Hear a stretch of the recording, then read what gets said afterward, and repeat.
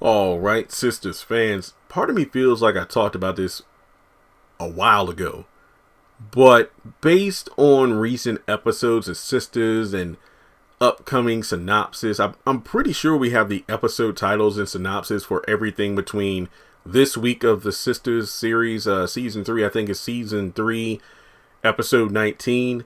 I do have the title for episode 22, but since I don't have a synopsis, I think it's pretty redundant just to do a video saying the episode title for the season finale is, because, even I think that's that's way too much filler on the channel.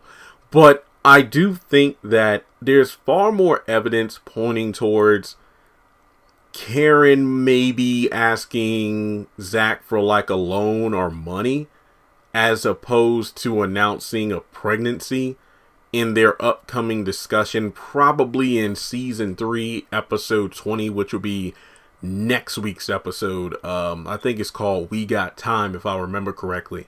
Now, we all know the scene in the salon, Zach and Karen. She's like, "Did you hear what I said?" And he's like, "Yes." At first glance, going way back to the Sistas after show, myself included, along with all these other fans, we were like, Lord, is she going to announce that she's pregnant? Oh my gosh. It doesn't seem that way. She said some interesting lines of dialogue, such as, "I don't have time. I need to move on," and this and that.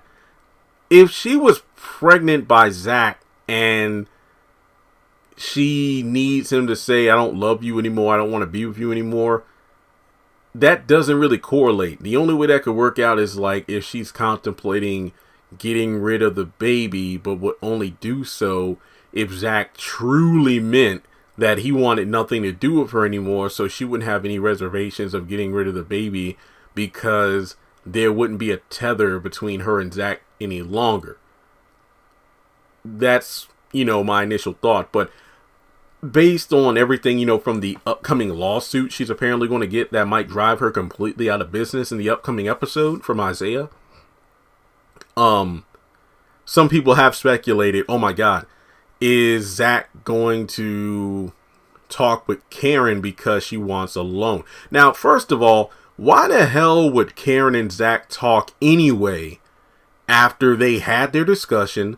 Zach said it pretty much 50 different ways, forwards and backwards.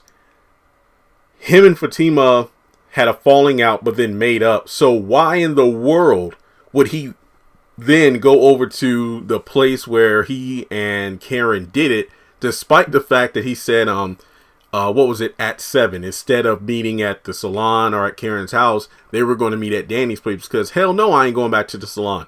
So I don't know what the hell it is. I don't know for what reason that Zach is at the salon, but it must be important for him to actually be there. Now, it could be a financial thing. I want to be completely honest. I'm more inclined to believe it's a financial reason as opposed to pregnancy, because that's just stupid. I mean, let's look at the facts here. This is reminding me, and some people have brought this up, Jeremy, the way you talk about this whole Zach and Karen situation and the whole money thing. I now understand why you were so pissed off at the Candace / Wyatt inheritance money that was dragged on for like 3 years on the haves and the have-nots. Why do I get the feeling Tyler Perry's going to act? And look, I could be wrong, because remember, these episodes have not come out yet, but based on the fact that it seemed like the salon scene in the mid-season finale where Zach handed Karen that $72,000 check just did not happen.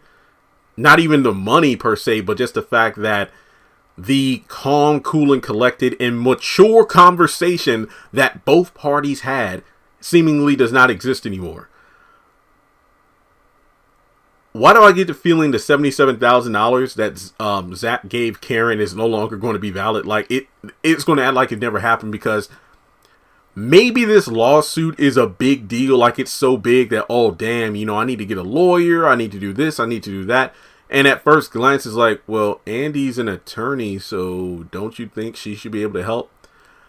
I would say no, only because I'm not saying Andy would not help Karen, but remember that Andy works, if I'm not mistaken, specifically in relationship disputes or divorces. She's not specialized for anything in regards to financing per se. Because if I remember back in season 2, Gary was like, Andy, why don't you help me get out of this? Why don't you help me get out of jail? Look, I need to give you a specialist because I'm not that kind of lawyer. Even back towards the end of season 1, after the whole Jasmine falling off the parking garage thing, Andy couldn't represent Gary because she's not trained for that kind of case. That's why she got Ben, aka the actor who plays Tom on Bruh, to represent. But you know, with Gary being jealous as hell, he got his own representation.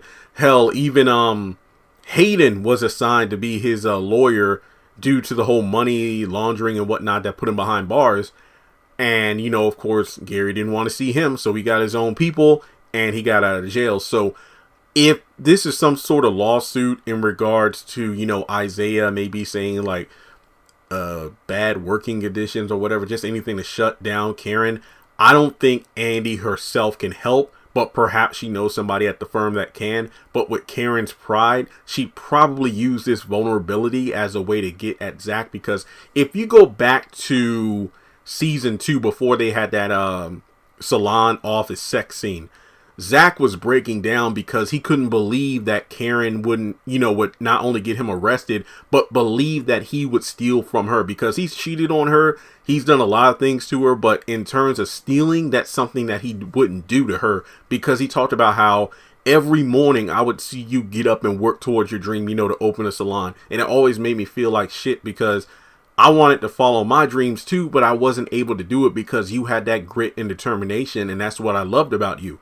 So I wonder if Karen is going to use this opportunity not only to ask for financial assistance from Zach, because I'm going to be honest here, we know that he's going to roll up in the bank in this episode, suit and all, and he just got that the $1.7 million stock. And so he's just going to slide that information over to Sabrina to update his account. And Maurice going to be like, oh, so Sabrina. Hopefully Zach isn't in the same, egotistical mood he was the first time he got that, the six-figure win. Because he doesn't need to say anything like, yeah, tell your girls about that. I hope he doesn't do that. I really hope he doesn't do that. Like, Zach, you got this big financial win. You and Fatima are doing great. You ain't got to say a damn thing about Karen. Just don't even let the word Karen fall from your lips. So I wonder if Zach doesn't say anything, which again, I hope he doesn't. I hope Sabrina doesn't do anything like this, because yet again, this is just personal bank information that does not need to be divulged to anybody. So I hope that Sabrina doesn't tell Karen, because if she does, I feel like yet again this is more fuel to the fire of Karen thinking, okay, I can pull at Zach's heartstrings by telling him how important this is to me, this salon and everything, and that could be my way of actually talking to him, and he can help me out, and then we might get back together. I pray to God that does not happen. No. But also remember, this hasn't been brought up since season 1. Apparently, Andy was a massive benefactor to Karen to get her salon in the first place, essentially giving her friend a lot of money to start the salon. And now that the business is failing, it's like, well, what's going to happen with that? And remember, like I said, the $77,000. Oh, you know what? It wasn't just the Wyatt inheritance money.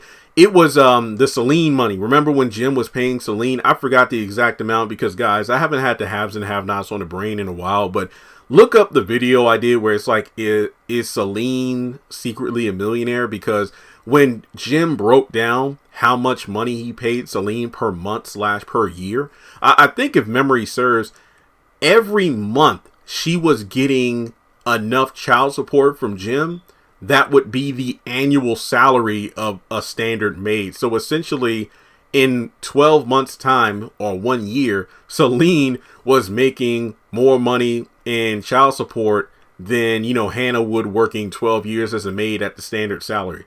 And, with all that money stacked up, and I'm assuming she stacked it up given the fact that her and her kids still lived in the ghetto, she would have over $1 million, yet here she is popping up again talking about how, you know what, I'm about to be evicted, I'm working 2 jobs, I need the money. It's like, what the hell? What's going on here? So it's like Tyler Perry completely wrote out the fact that, hey, Jim was actually paying child support. So I feel like if I were Zach, it's like, Karen, I understand how hard or difficult it must have been for you to actually come to me with this, considering you're a strong person and you're not always the most vulnerable one. But I'm not going to help you because of the fact that I've already paid you every cent that I owed you, $77,000. So no, I won't help. Leave me alone.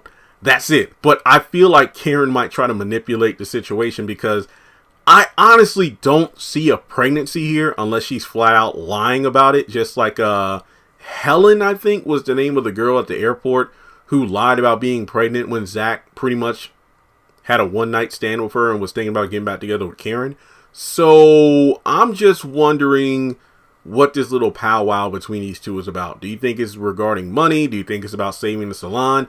And to be honest, even if Zach gives her the money to save the salon, she's still going to be out of customers. So she might want to figure out another line of business. I'm just saying. But let me know your thoughts in the comment section below. What do you think Karen is going to meet up with Zach about? Is it about money? Is it about Fatima? I don't know. Alright guys, but always make sure you like and subscribe, hit the bell icon, and if you want to donate to the channel, feel free to do so on PayPal or Cash App.